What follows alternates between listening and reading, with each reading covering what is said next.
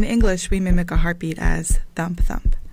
It's an onomatopoeia, a word that imitates the sound it describes. Even though the French hear heartbeats just the same as we do, they say bom bom instead. In Swedish, it's da-dunk, da-dunk, and in Serbian, it's tup tup. Why the difference? Language is often much more mysterious than we imagine it to be.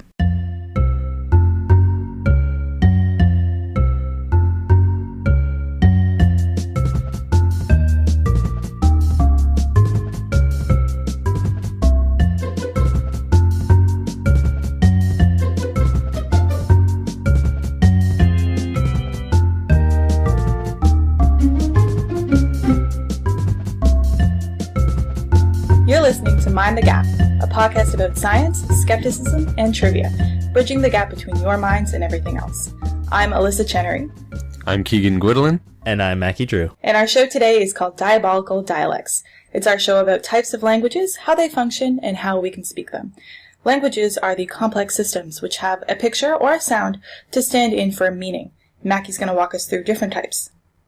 And before, we start, we should note, Ellysa, welcome to the show. Your first show. Yep. New host. Second show, but... Well, yeah. First show as a host. And You're running the show today. I am. I guess I should have written that in.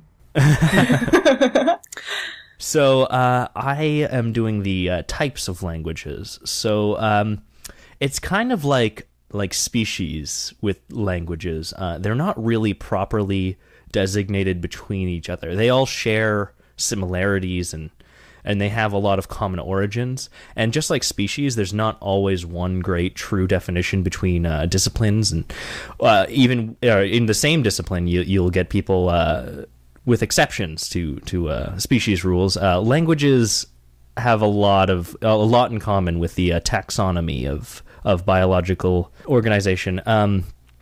The sort of a slope of language, the development of language is evolving like a slope and not a staircase, and this is referred to as the dialect continuum. According to the 2013 edition of the Ethnologue, there are over 7,100 living languages in the world right now, which a living language is any language people use as their primary form of communication. What is an ethnologue? The Ethnologue is an online directory of language. Okay. Is it like a regulated thing? Yes, very. They're very good. You can tell by the poor web design that they're very good at. They're very well vetted. I checked them out a little bit before this just to make sure I wasn't quoting something terrible. Gotcha. But they do seem very good. So yeah, I was kind of shocked by how many living languages there were. I assumed there'd be like 20 living languages. It does seem like a lot. Thousands of, yeah. I guess there's just a lot more remoteness to the world than we think. Or they could have a very broad definition of language, like as compared to like a dialect or something. So they could be... True enough, yeah. They do designate dialects separately as well. Okay. And that's, tens of thousands. Yeah, of course. And they've actually... in language taxonomy, they actually have things like superfamilies and phylums. That's funny. Yeah, isn't that kind of cool? It's like a real live taxonomy, but it's not genetic, so don't get that in your head. There's no genetic component to it, but there's a lot of similarities in how it's transmitted as well. But the top 4 language families, percentage-wise of native speakers, is the Indo-European languages, which is 45% of the world have this as a native language, which include things like French, English, Polish, and Yiddish. There's the so all the romantic languages would be in there. Oh yeah, and many more than you'd expect. Sorry, romance, not romantic. Well, I gave you the benefit of the doubt.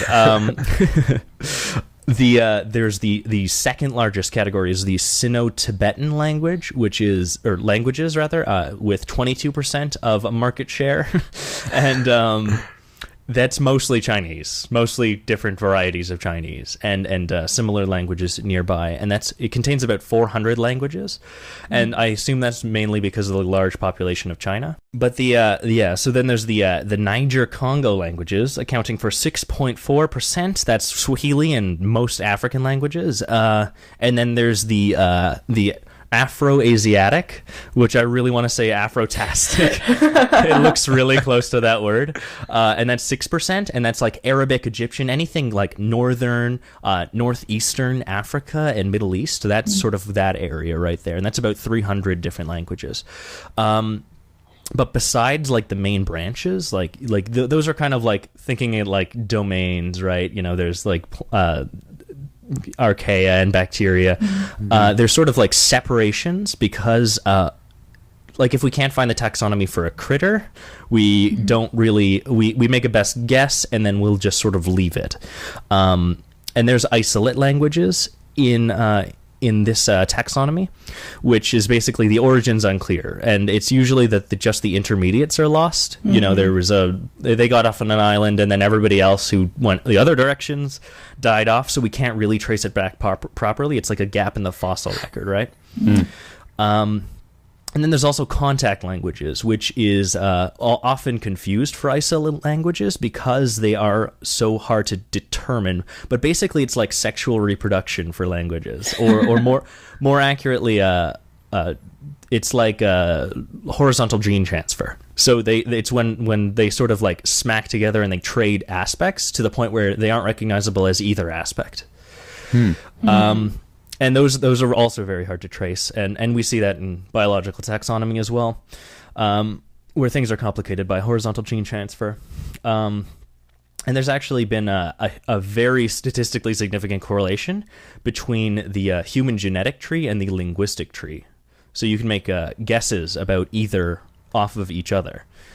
So that can help us fill in a lot of the gaps of how people traveled when leaving Africa, for instance, or maybe where we're missing parts of the language, right? But there's sort of separate, but not really from these evolved languages. We kind of have something called a constructed language, which are usually made to to fulfill a need, which is then they can be based on other languages, sort of like maybe genetic engineering, but they are often just made up whole cloth as well. Which is my first case would be Esperanto. Yeah. And it's sort of a spiritual contact language where one guy decided to combine a lot of Indo-European languages, and the guy Ludwig Lazarus Zamenhof, which is amazing. Ludwig Lazarus Zamenhof. Exactly, you got it.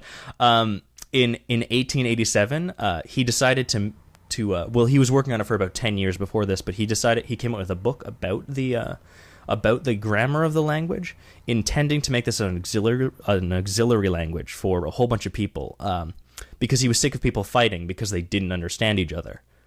So that's all he saw in his childhood was people arguing over little things, just because they didn't understand each other or they hated each other. He was kind of trying to bridge the gap between your mind and everything else. No. Different cultures. Your mind and everyone ideas. else's mind. But yeah, right now it has an estimated, and this is tough, 100,000 to 2 million speakers. Wow. Which is quite a gap huge. there, like a big range. But yeah, pretty extensive. It's actually considered the most successful constructed language. It's got nearly 200,000 Wikipedia articles written in it, and it's got the 32nd largest Wikipedia of any language, which is a good indication for a language. And it was also recently added as the 64th Google Translate language. Oh, nice. Yeah. That's cool. So yeah, another one, sort of a not really gonna touch on this one a lot. Sign language, huge amount of material on sign language. We could do a show or two on sign language, but it actually has its own distinct language family tree. So doesn't line up very well with the normal family or normal tree, because they do tend to travel in their own circles, right? The people who know sign language, they travel in their own circles. What? You make them sound like outsiders. Well, in a language sense, they are. They're speaking. They're speaking in a gestural way, and they have their own culture and and they trade language independent of other people. So yeah, they are in a way separate, and I suppose maybe not so separated if they also speak their native language of the area. But there are hundreds of different sign languages, and the thing about sign language is that it's not pictorial, in that it's not representing the actual thing all the time. So like if you do zebra, it's not like a picture of a zebra or like a shadow animal of a zebra. Yeah, sometimes it looks like maybe you're making a turtle with the turtle hands, but it's not always that way, and that's what makes sure that's a distinction from. For sign language. But I think that the most interesting here is the constructed language that we've made for computers. Oh, what a surprise! The former computer scientist likes computer languages. Yeah, but still interesting. Like I was just sort of like mentally comparing a lot of the things in computers and humans, and when I thought about what a programming language was and what we do, it's not really the same thing, in that humans and computers sort of share a base language. The binary of a computer is not how a computer communicates, really. It works through protocols, and humans have action potentials, which is exactly a 1 or a 0. It can't be a midpoint. So that's not quite true, but sure. Well, I mean, are we talking about graded potentials here? Yeah. Yeah, but that's still, that graded potential works as a transistor. It is, in fact, any transference of an action potential. Anytime it actually counts as an action potential, it is a 1 or a 0. Fair enough. So, if you're talking about a graded potential, then you'd be doing a transistor. Or that's a transistor. That would be the same action a computer takes for taking any action for calculation. So that's sort of the base language of us internally, and that's the same as a computer. But between computers, they kind of just talk between math and logic, right? They're just talking about what's greater than or less than, and what's plus or minus, and that's how they get the job done. And a lot of people think that this is probably the best way we could communicate with an extraterrestrial, like a species. If we were to ever find one, that would be the way we'd have to do it, because they wouldn't have any cultural, they wouldn't have any of shared culture or language, or maybe even the method of speaking. So we'd have to do it in a way that's uniform across the universe, right? The things that we know stay constant, like laws of physics or math, and it's really easy to display, at least binary, in fact, because it's either a 1 or a 0, and nothing is simpler to represent. So that would probably be the best way to go there, and I think that's pretty cool. It's like unlocking an universal language. Now, if we could only learn to speak this universal language. we can speak it. It just takes a while. We'd have 2 sounds, and it would take forever to make a word. But once you have one. Yeah, no, it's true. And I mean, we could at least use that as an in-between point. If we only found one species, then just translate it over. So I wanted to bring it a little closer to home than what Mackie's talking about, and focus in on the language that we speak, English, and the language that you probably speak if you're listening. And I think that a lot of the way that people perceive English now is really misinformed about what the language is and what its history has been, and the fact that languages naturally change. Some people complain that the internet has ruined the English language. I've heard the argument that acronyms or our trend of using fragments are just like evil sins popularized by texting and Twitter. And some Hello, what are you talking about? Lol. LOL, what are you talking about? Exactly. It's awful. No, I'm kidding. Some even think of new slang as distorting a word's true meaning, as if a word specifically ever had a true meaning. But I think that blaming the digital on changes in English completely misses the fact that English has always changed. In fact, English has changed maybe more than other languages. It was originally spread into Britain by invaders starting in the 4th century BC, and they came from what is now northern Germany and the Netherlands. And the language that they brought over is called Old English. It sounds beautiful. I've had a professor who could speak it. I was really impressed. Oh, really? Do they teach this somewhere? Well, he had a PhD in it specifically. I think you have to go somewhere fancy, and it's just their best estimate, I think, but it sounds so beautiful. Huh. But Old English, it's also the language that Beowulf was written in, if you're familiar with it. And then after we had Old English, just waves upon waves of influences have completely changed it from that. Starting in about the 11th century, French was the language of the powerful in Britain, but Middle English was still spoken by the people. And even when English became the dominant language again, about 10,000 foreign words, which were mostly French, had been incorporated into it. And then, during this period of Middle English, there are huge grammatical changes, because when languages bump up against each other, their grammar tends to simplify to allow people to communicate better in between them. So when Middle English met French, it simplified, and then it got complicated and completely changed from what had happened in Old English later.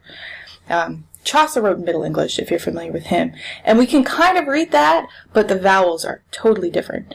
Middle English became early modern English when the Great Vowel Shift happened. So vowels are just filler anyway. No, they're not. They're so cool. What is the Great Vowel Shift? Well, it changed mostly just the way we pronounce vowel sounds, making them longer. So our modern pronunciation of weep is what Old English people pronounced as wipe. What they called boot, we would call boat. And then after the Great Vowel Shift came along the Renaissance. And of course, when Western society was looking more at their Latin and Greek roots, they added it to English just en masse. So there are tons of Latin and Greek roots, and they all happened about there. And then from the 17th century on, really only our vocabulary has changed, which I think might have lulled people into thinking that, like, the grammar has always been the same or something. It's totally different. But in our modern era, English has still widely incorporated what we call loan words, which are words borrowed from other languages. In English's case, what are they called? Loan words. Oh, so, okay. like we've taken them on loan. But they've been so successful in our language that they've been incorporated, and regular speakers of English can usually understand them. Some of them are a little bit more specific, and we might not get them. I was looking at really long lists, and some of them I'm like, I've never heard of that. But mostly, this is pretty knock-on. Well, I mean, we've taken from over 44 languages, so it's crazy. And most of them are really, like, intuitive to me. I wouldn't think that we took them from somewhere. Like, Banshee is Irish, Avatar is Sanskrit, Bagel is Yiddish, Tycoon is Japanese. Like, you know, I think the myth of English being one of the most difficult languages to learn is really misleading. Really? Because it entirely depends on what foundation you're coming from. Yeah, if you're coming from Mandarin, it's going to be so different that it's going to be really difficult to learn. But it's the same the other way around. Like, us learning Mandarin would be really difficult. People have really widely resisted the changes that has taken place in English, and one of my favorite authors, George Orwell, in particular, was kind of angry about it. Which is disappointing to me, but he thought that, like, if you could think of an English word that's roughly the same as a foreign word, you should never use the foreign word and should always use the English one instead. And that was one of his 6 rules to fix common mistakes made by people who wrote in English. Emphasis intended. He outlined this all in his essay called Politics in the English Language. Really interesting. You should read it. He mostly criticized unoriginality. He said that if a metaphor was used too often, it lost its power, and he called it a dead metaphor. And if you're using one of those, then you're just lazy. Yeah, I know. He wanted English speakers to be brief, which he thought would also make them more clear. So he preferred shorter words. He thought that a sentence should be short, and if it could keep its meaning without a word, then that word should be just struck out. And not all of his rules has caught on. You run into a lot of this kind of stuff when you're speaking in scientific jargon, because you want to simplify it so that you're explaining a concept to a lay person. But at the same time, you have to be aware of the trade-off. It's like, this isn't really what we're talking about, but how do I sacrifice accuracy for without giving them a course in it? For understanding. Yeah. Well, it's a difficult trade-off, and some people get very good at it. And it helps if you have someone with a little bit of a background, or if you can think of a really good metaphor. But it's a difficult trade. But some people have been very successful at advocating for changes in English, unlike Orwell so much. Most of the differences between American spelling and the spelling as used in Britain and in our Canada were initially proposed by Noah Webster. He was born in 1758 and became a very famous textbook author, editor, and political writer, and you know his last name from Webster's Dictionary. He was a really strong supporter of what he saw as American values and also secularism, which he included in American values, and so he wrote secular children's textbooks. And they became super popular, And he slowly started to change the spelling in them to make them what he thought would be more American and more logical to him.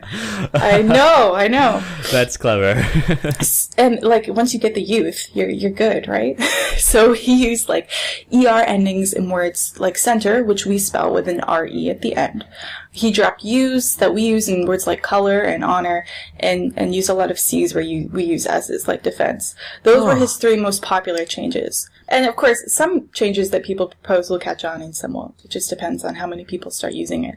Especially because in English, no one can fully dictate how English speakers should or shouldn't speak. It's what's called a descriptive language, which changes with use, and it doesn't have a governing body to enforce any conventions on speakers. It's always adapted to the needs of its speakers really, really well in the case of English, and these new needs are now created by digital mediums. So acronyms come under fire as being culprits of distorting English, but they were around long before texting and Twitter. And although those mediums might encourage acronyms because of their space limitations, it's important to understand that the difference isn't really that huge. Less than 10% of the words in texts are abbreviated. Now, the concept of like a change in formality probably isn't comforting to you if you describe yourself as a grammar Nazi, which I was shocked to hear people say that the first time, because that seems like they're going overboard, but they are going overboard in terms of grammar. So well, it's Godwin's law. What's Godwin's law? It's the longer an internet argument goes on, the more likely a metaphor to Hitler or Nazis. Yes. Is. Yeah, exactly. Yeah. You're right. That's probably where it started. I didn't appreciate it, but I was in a forum once that said, if you mention Hitler, you've lost. And I was like, that's good. But I've seen so many blog tirades about proper grammar. I guess you're probably right. That's where it came from. Because as soon as someone publishes it, people arrive in the comments to correct the author on their grammar. And of course, one of the funniest things is that people who insist that they're grammar Nazis don't often understand what is actually convention in English and what isn't, because we gain our conventions from widespread use, and that widespread use is described by grammarians and linguists. And these professionals agree that some common schoolroom rules that you might see people toting anywhere aren't necessarily wrong in English. For example, if you've heard that you can't split your infinitives in English, you might be shocked to find that professionals think there's nothing wrong with it. All right, it was quick, just, sidebar. An infinitive? Yeah. Okay. Well, what's splitting an infinitive? We say is jumping, and that is 2 words in English, but it's only 1 word in Latin. And so we could split the sentence up and put is after jumping, and that would make sense in English, but you can't do that in Latin. And in the 19th century... Sorry, I don't get it.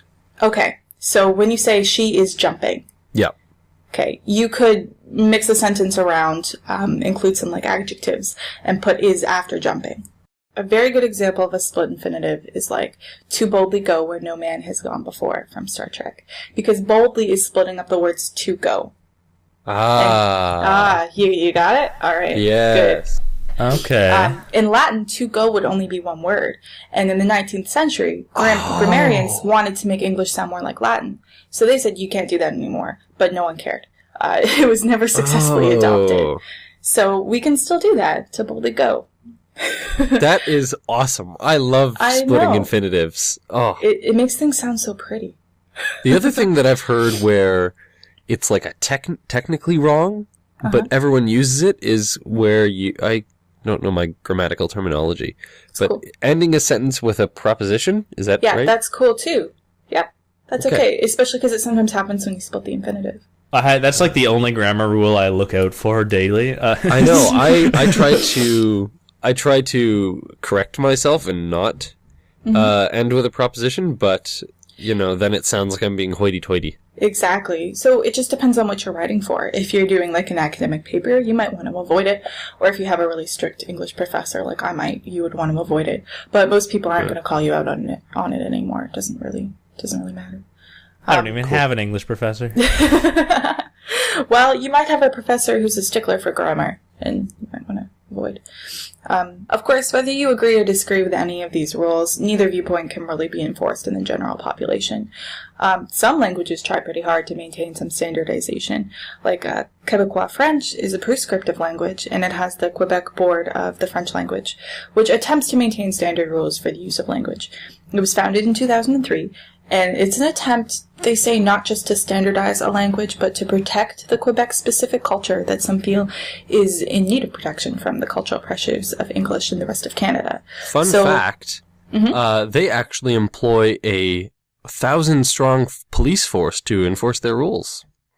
They'll break your I fingers. don't think that they're allowed to do that anymore. I'm completely lying. I don't think that they make complaints to, like, I think their usual method is to convince someone that it is good for their business to cater to the French-speaking population in Quebec, because it's like 80% or something. Interesting. Although they can give fines, and they have before. And there was recently a Pastagate incident where an Italian restaurant, I know, I thought it was clever too, an Italian restaurant was told it needed to change the word pasta to the official word in French. And there was like a public outcry. There are exceptions allowed for so-called ethnic restaurants. And the Italian restaurant was allowed to keep the word pasta in the end. It was maybe an overzealous person investigating. But the argument from the inspectors was that pasta is an English word, which it is. And the argument from the Italian restaurant, well, yeah, you would say pasta, you know what I mean. Yeah, but I thought it was an Italian word that we just adopted. It's an Italian word originally, but we do that with every language, which is the problem. It's hard to pin English down. It is a huge gobbling monster that takes all other words into itself. So it's probably a real problem. It's the spiritual embodiment of the British Empire. Yeah, or the well, it's true. Oh, that's funny. Yeah. So that's all I have. So, Keegan, you want to talk us through how humans learn language? Yes, and I'll take more of a scientific and medical angle at this. Humans learn language, and this is a very important thing for us. It's called language acquisition. And when we're developing as a child, we develop in 4 main areas. Of course, this is an artificial division, but that's how we talk about it. So we have gross motor development, which is, walking. Fine motor development, picking up things with your fingers, right? That's a very fine motor movement. There's also social adaptive, so learning to interact, give body language, cues like that. Mackie, I believe, had some issues with his social adaptive development. Whoa. What, just because of the coat thing, or yeah, middle of a conversation, he'll get up and put on his coat and start walking around. Where are you going, Maggie? Oh, nowhere. He's very sociable otherwise. Yeah. And then finally, there's speech and language. And speech and language development is probably the most uniquely human development which takes place. All of these other developments take place in other animals, but speech and language is mostly humans, at least to the extent that the extent to which we develop. It's also the most predictive of cognitive outcomes. So if you're looking at a child as they're developing, if they have speech and language issues, they're most likely to have cognitive issues in the future. And as I said, we call the process of learning language speech acquisition. But let me ask you, have you ever noticed that children have a much easier time learning language than adults do? No. I've never compared it, but I'm sure that's true. Yeah. I have a 5-year-old sister who I watched develop. It was crazy. Yeah. She was like just suddenly putting sentences together. I've had zero exposure to small children, so I don't know. Yeah. Well, I know that I don't recall learning English being very difficult, but I had 9 years of French instruction, and I know so little I can't even express it. And this is because of the way the brain develops. We like to think that we can learn anything we want, anytime we want, but in reality, our brains can only learn particular things at particular times. For example, children born with stereo blindness, which is a condition where you can't see in 3D because your 2 eyes don't function together. So, for example, you might have a lazy eye, or an eye that points in a different direction to where your attention is. So they don't see in 3D. They will have 2D vision.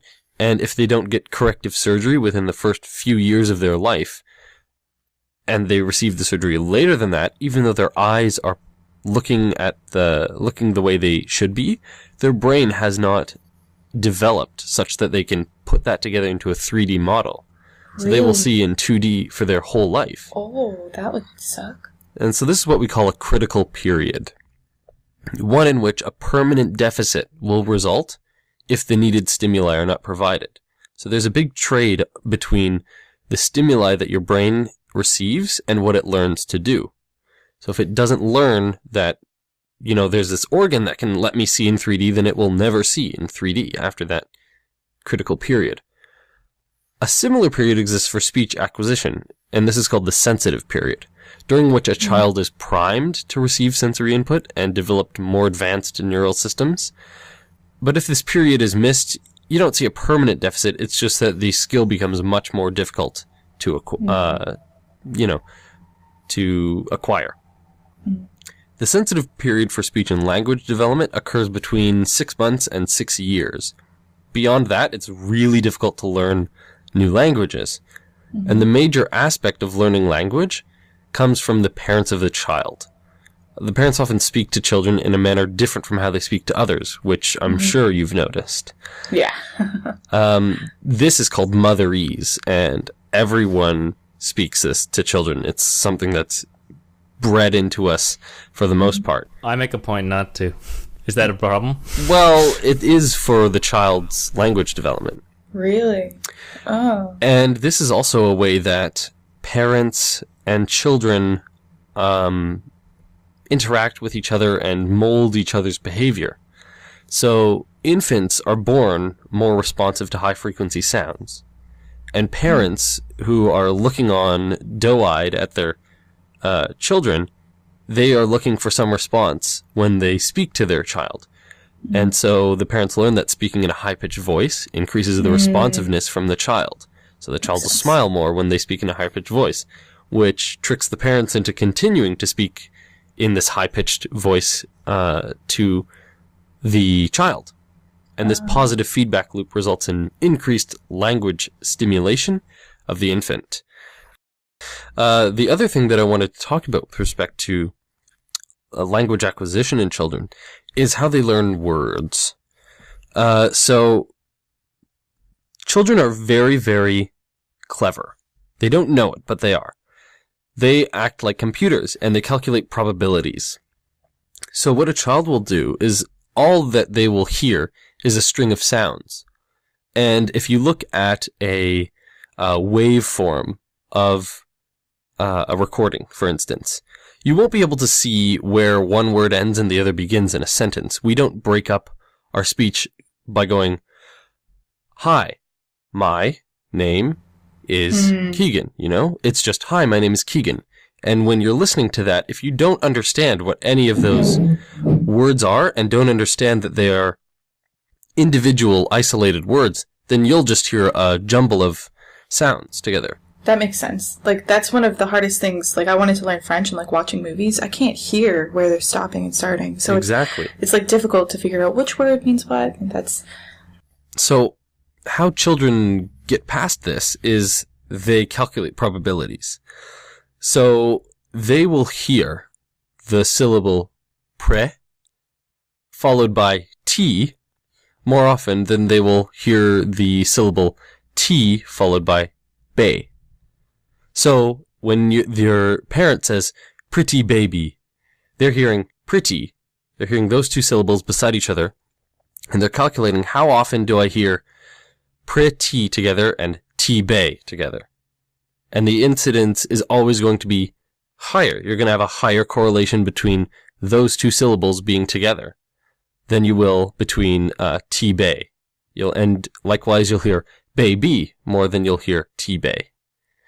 And that's the calculation that every infant does when they're learning language. And one more thing I'd like to talk about with respect to language acquisition is that this is a sensitive period.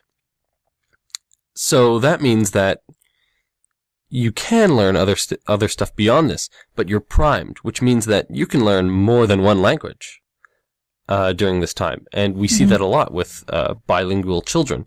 One parent will speak English, for example, and another parent will speak French. And the child will pick up both. But the problem is, if you try to teach both at the same time, the child may not learn language at all. So it's important to have the child pick up one main language before you start using another one. I wondered how they would mentally separate it, like amongst their friends. How would they say? How would they know which one's English and which one's French? Say? Exactly. That's why it's important to have a strong base. The other thing is, as children are developing, they're hearing these languages, and initially when they're born, they have the ability to speak any language. They could learn any language. But the more they hear one language, they will lose the ability to physically make the sounds associated with other languages. So, Ellysa, you referenced how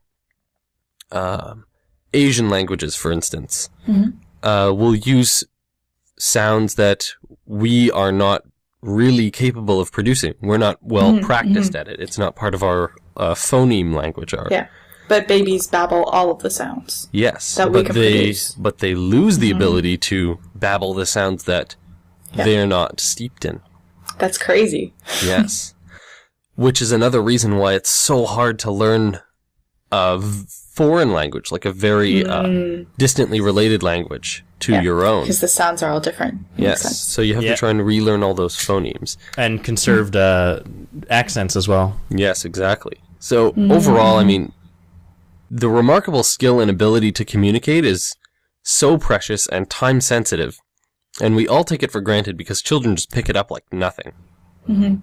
Let's not forget how well we were all able to master such a difficult task as, picking up any language at all.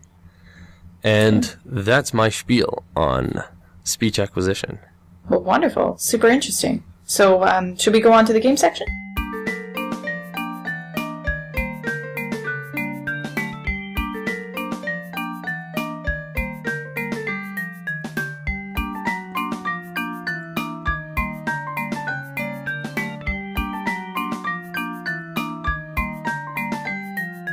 Welcome to our game section. And I want to start off with a question, which is, which second language would you be most interested in learning, and why? I have two main schools of thought on this. There's the obvious answer, which is Mandarin Chinese, because it's the second most spoken language. Meaning that I would be able to communicate with more people total. And then there's the other one, which is I live in Canada, so I should learn French. That's my thought, too. I live in Canada. I should learn French, but I want to learn Italian because it is beautiful, and I want to order food in Italy. By many people's standards for dialects, not all, obviously. We just talked about how it's not set in stone. French and Italian are dialects of each other. Oh, yes, I've heard this. I've heard this. So, my dad was actually able to speak to the taxi driver in Spain when we went, even though he only ever knew Italian and hasn't spoken it for 20 years. Wow, there you go. That's crazy. Yeah. So, those languages are very similar. So you're saying you'd want to learn Italian? Well, no, actually, I want to learn Mandarin. I think that would be super useful. Sense. It's super difficult. Oh, I know. I can imagine. I took a Chinese culture course, and they had like the translations between our letters and their sounds on the board, and it was just like, okay. But interesting. Anyway, you want to... So there's a new segment we're going on. And we're replacing our 5-minute challenge, right? Yes, but you knew that already if you've listened before. We're gonna sort of replace the random trivia section with the Gap Facts section. So that's basically where we're going to give you bite-sized pieces of trivia that you can tell your friends, and they'll be very unrelated to the topic at hand. And I guess who wants to go first? Why don't you go first, Mackie? I'll go first. Okay, fine. So my fact is, in 1999, Furbies were banned from the NSA's, the National Security Agency's, Maryland headquarters because they feared the toys would repeat security secrets. So these... if you don't know, Furbies, they recorded some things and to repeat them, right? They have small recording devices in them, which makes sense. I agree. Like, if you have secrets and you need to keep them safe, you don't let recording devices into your... And it could be very innocuous. Like, there could be a little girl in the room. She comes in with her Furby, like, My fact is about mirror misidentification, which is a delusional belief that the reflection in a mirror isn't yours, but someone else's who follows you around. I know, but people who suffer from it usually aren't delusional in other areas because it's normally caused by a specific brain injury or a brain defect or stroke and sometimes dementia. But, it's usually just the one crazy belief. Wow. All right, my Gap fact is that 9-banded armadillos always give birth to identical quadruplets. Weird. And this is because after a single egg is fertilized, implantation is delayed for 3 to 4 months to ensure that the young will not be born during an unfavorable time. Oh. Okay. Most people set up fertilization blocks for that. They just decided they'd go the other way, or I guess so. All right. Once the zygote implants in the uterus, it gestates for 4 months, during which the zygote splits into 4 identical embryos, each of which splits off and develops its own placenta, which produces 4 identical armadillos. That's crazy. Huh. Yeah. So I have a quiz for you guys. It is super exciting. Okay, so people all around the world speak English, and therefore, naturally, there are a lot of different accents.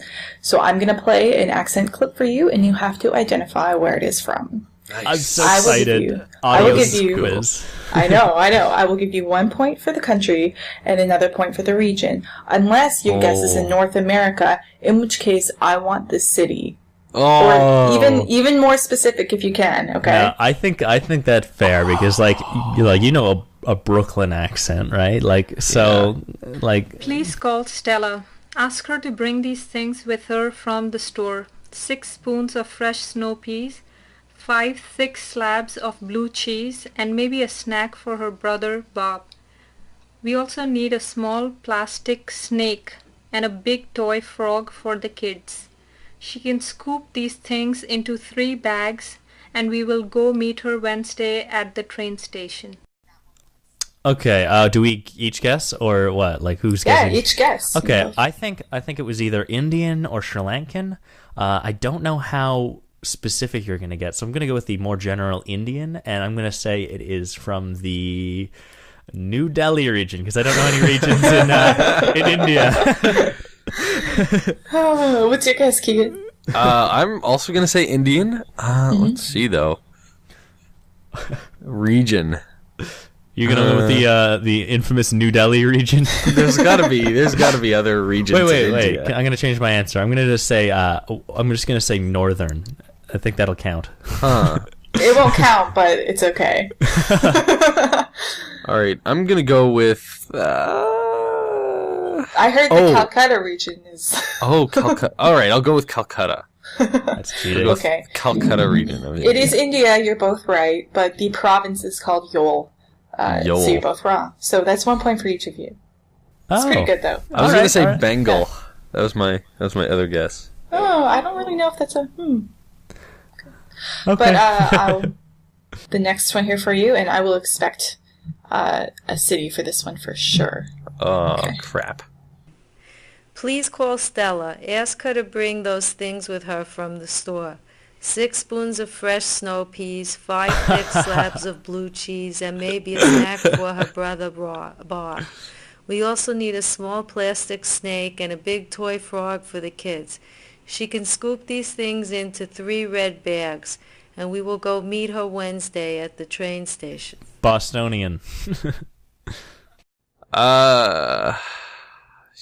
Yeah.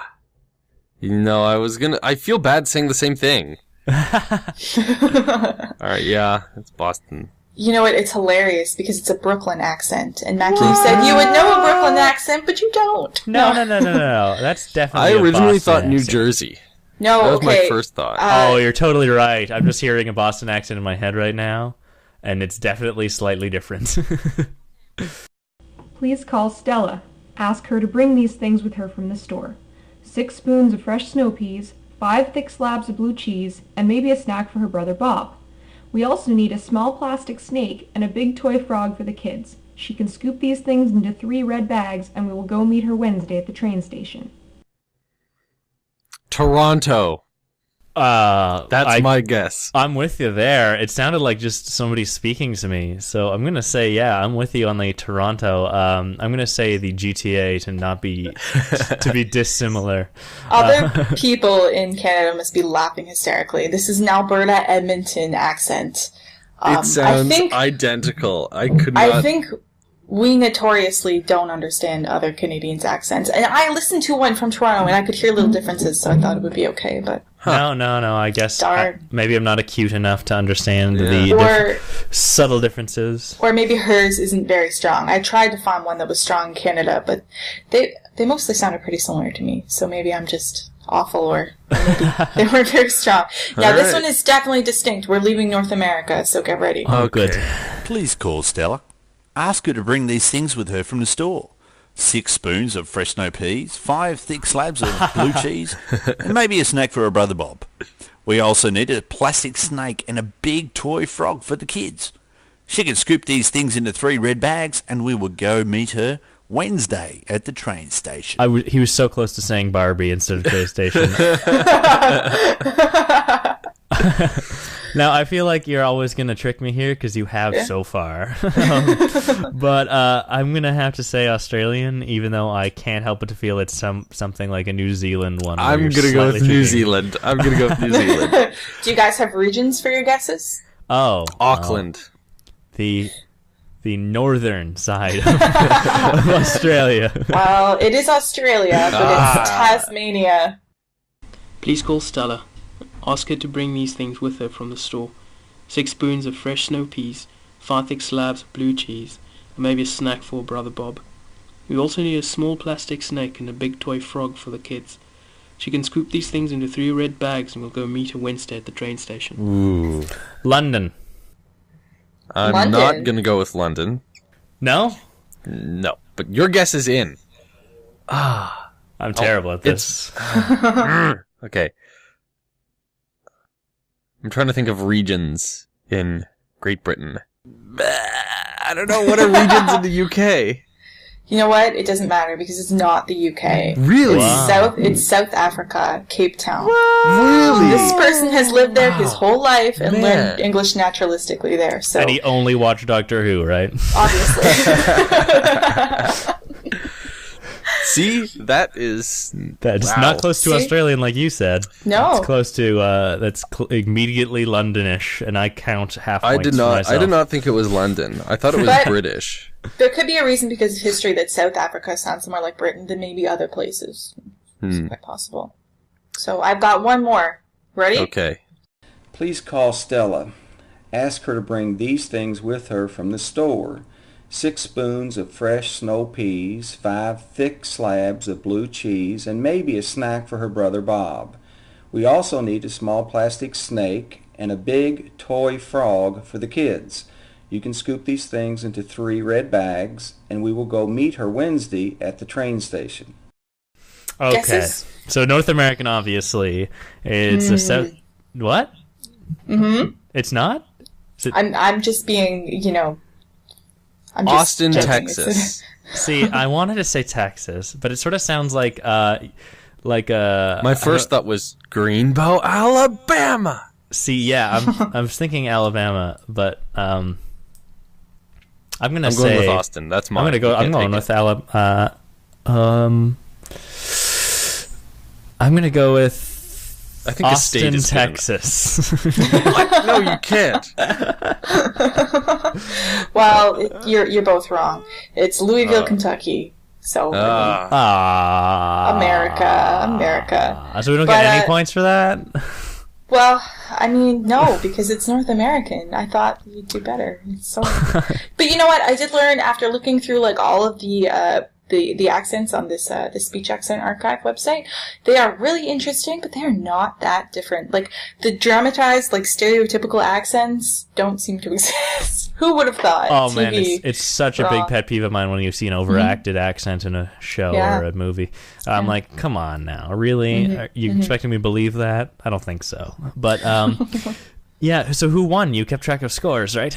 Yeah, I did keep track of scores, and I think you both lost, because how could you get so many wrong? No. I think I did lose track, but I think Mackie got the Australia one correct. That's right.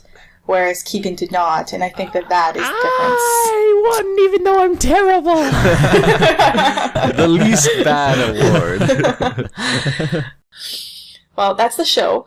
Email your comments and questions to mindthegaphosts@gmail.com. Our next show will be called Friends in the Gutter, which is cute. Subscribe to us on YouTube, iTunes, Double Twist, or the podcast feed of your choice. Also, be sure to like or rate us, depending on your platform. And thank you for listening. Who put the alphabet in alphabetical order? I wonder who put the alphabet in alphabetical order.